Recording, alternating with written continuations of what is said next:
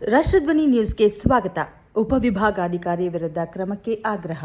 ಕರ್ನಾಟಕ ಬಹುಜನ ಚಳವಳಿ ಸಂಘ ವತಿಯಿಂದ ಧಾರವಾಡ ಉಪವಿಭಾಗಾಧಿಕಾರಿಗಳನ್ನು ತಕ್ಷಣವೇ ಸೇವೆಯಿಂದ ವಜಾಗೊಳಿಸಲು ಅವರ ವಿರುದ್ಧ ಸೂಕ್ತ ಕಾನೂನು ಕ್ರಮವನ್ನು ಕೈಗೊಳ್ಳುವಂತೆ ಆಗ್ರಹಿಸಿ ಜಿಲ್ಲಾಧಿಕಾರಿಗಳಿಗೆ ಮನವಿಯನ್ನು ಸಲ್ಲಿಸಲಾಯಿತು. ಮನವಿಯಲ್ಲಿ ಸಾರ್ವಜನಿಕರು, ರೈತರು ಹಾಗೂ ದಲಿತರ ಅರ್ಜಿಗಳನ್ನು ಸಮಯಕ್ಕೆ ಸರಿಯಾಗಿ ವಿಲೇವಾರಿ ಮಾಡದೆ ತೊಂದರೆ ನೀಡಲಾಗುತ್ತಿದೆ ಎಂದು ಆರೋಪಿಸಲಾಗಿದೆ. ಜೊತೆಗೆ ಅಧಿಕಾರ ದುರುಪಯೋಗ ಹಾಗೂ ಭ್ರಷ್ಟಾಚಾರದ ಕುರಿತು ಸಮಗ್ರ ತನಿಖೆ ನಡೆಸಬೇಕು ಎಂದು ಸಂಘಟನೆ ಒತ್ತಾಯಿಸಿದೆ. ಈ ಸಂದರ್ಭದಲ್ಲಿ ಕರ್ನಾಟಕ ಬಹುಜನ ಚಳವಳಿ ಸಂಘದ ರಾಜ್ಯಾಧ್ಯಕ್ಷರಾದ ದೇವೇಂದ್ರ ಮಾದರ, ಧಾರವಾಡ ಜಿಲ್ಲಾ ಕಾರ್ಯಕರ್ತರು, ದಾಂಡೇಲಿ ಕಾರ್ಯಕರ್ತರು ಹಾಗೂ ಕರ್ನಾಟಕ ದಲಿತ ರಕ್ಷಣಾ ವೇದಿಕೆ ಅಧ್ಯಕ್ಷರು ಸೇರಿದಂತೆ ಹಲವು ಮುಖಂಡರು ಉಪಸ್ಥಿತರಿದ್ದರು. ಸ್ಥಳ ಧಾರವಾಡ. ಜಿಲ್ಲಾ ವರದಿಗಾರರು ಆಯಿಷಾ ಮುಕಾಶಿ. ಕ್ಷಣ ಕ್ಷಣ ಸುದ್ದಿಗಾಗಿ ನೋಡ್ತಾ ಇರಿ ರಾಷ್ಟ್ರಧ್ವನಿ ನ್ಯೂಸ್ ಕನ್ನಡ.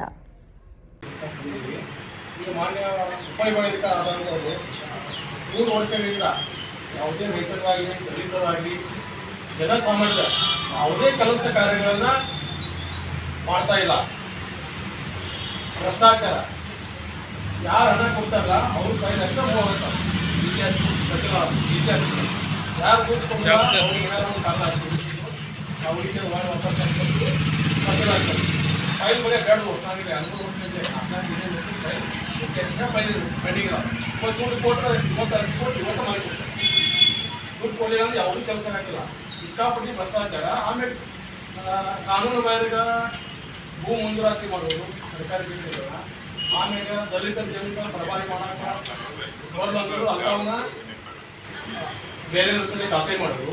ಈ ಥರ ಒಟ್ಟ ಹಣ ಇಲ್ಲದ ಯಾವುದೂ ಕಲಿಸಿಲ್ಲ. ಅದಕ್ಕೆ ಸಾಹೇಬರು ಇಷ್ಟು ಇವರು ಪ್ರಾಂಪ್ಟ್ ಅದಾರ, ಅವ್ರನ್ನ ಯಾಕೆ 3 ರೋಡ್ ಸಿಕ್ಕೋದಾರ ಅನ್ನೋದು ನಮ್ಗೆ ಗೊತ್ತಾಗೋದು. ಯಾಕಂದ್ರೆ ಸಾಹೇಬರ ಹೆಸರು ಕಳೆದು ಜಿಲ್ಲಾ ಉಸ್ತುವಾರಿ ಸಚಿವರು ಇದ್ರ, ಇವರ ಅಧೀನದೊಳಗೆ ಅಧಿಕಾರಿಗಳು ಉತ್ತಮ ಕೆಲಸ ಮಾಡಿದ್ರೆ ಇವ್ರ ಹೆಸರು ಬರುತ್ತೆ ಸಾಹೇಬರ. ಮತ್ತು ಇವ್ರು ಭ್ರಷ್ಟಾಚಾರ ಮಾಡಕ್ಕಂತ 3 ವರ್ಷ ಆಯ್ತು. ಮಾನ್ಯ ಒಬ್ಬರು ರೈತ ಅಲ್ಲೇ ಹೆಸರಿನಿಂದ ಆತ್ಮಹತ್ಯೆ ಮಾಡ್ತಾರೆ. ಅವನ ಜಮೀನು ಹಸ್ತಾಂತರ ಆಗಿದ್ದು ಅವಂಗೆ ಗೊತ್ತಿಲ್ಲ, ಎಸಿ ಅವ್ರು ಮಾಡ್ಯಾರ. ಅವನ ಇಲ್ಲೇ ಇಸಾತ್ ಹೋದಂತ ಅವ್ನು ಮಾನ್ಯ ಬಚಾಕಿಲ್ಲ. ಮಾನ್ಯ ಈ ಟಿವಿ ಒಳಗೆ ಬಂತು, ಸರ್ಕಾರಿ ಜಮೀನನ್ನು 100% ಕೊಟ್ಟಿದ್ದಾರೆ. ಜಮೀನಿಗೆ ಬೇನಾಮಿ ರೈತರ ಹೆಸರನ್ನ ಮಂಜೂರು ಮಾಡಿ ಕೋಟ್ಯಾಂತರ ರೂಪಾಯಿ ತಿಂದ ಡೆವಲಪರ್ಸ್ಗಳಿಂದ ಕೋಟ್ಯಾಂತರ ರೂಪಾಯಿ ವ್ಯವಹಾರ ಮಾಡ್ಯಾರ ಅಂತೇಳಿ ಈ ಟಿವಿಗೂ ಬಂತು.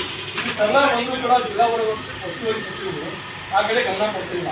ಅದಕ್ಕೆ ಅವರು ಮಾಡಿದಂಥ ಭ್ರಷ್ಟಾಚಾರ ಸಾಹೇಬರಿಗೆ ಕಳಂಕ ಆಗಬೇಕು, ಸಾಹೇಬರಿಗೂ ಕಳ್ಕೊಟ್ಟು. ಯಾಕಂದ್ರೆ ಇವ್ರು ಸುಮ್ಮನೆ ಅದಾರಂದ್ರೆ ಇವರು ಅದರೊಳಗೆ ಹಸ್ತಕ್ಷೇಪ ಇಪ್ಪ ಅಂತ ಜನರಿಗೆ ಗೊತ್ತಾಗ್ತಿದೆ.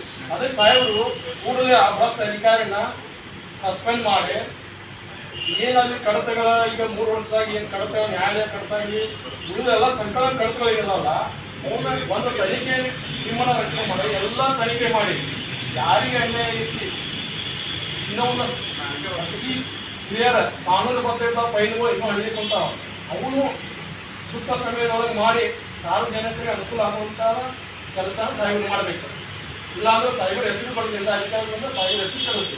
ಸಾಹೇಬರು ಒಳ್ಳೆಯವ್ರದಾರ, ಕಾಣ್ತಾರ, ಜನ ಸೇವೆ ಮಾಡ್ತಾರೆ. ಅದಕ್ಕೆ ಆ ಹೆಸರಿಗೆ ಕಳಂಕ ಬರಬಾರ್ದು. ಕೂಡಲೇ ಅವ್ರನ್ನ ಅಮಾನತು ಮಾಡಿ ಅಲ್ಲಿಂದ ತೆಗಿಬೇಕು. ಇದು ನಮ್ಗೆ ಮನವಿ.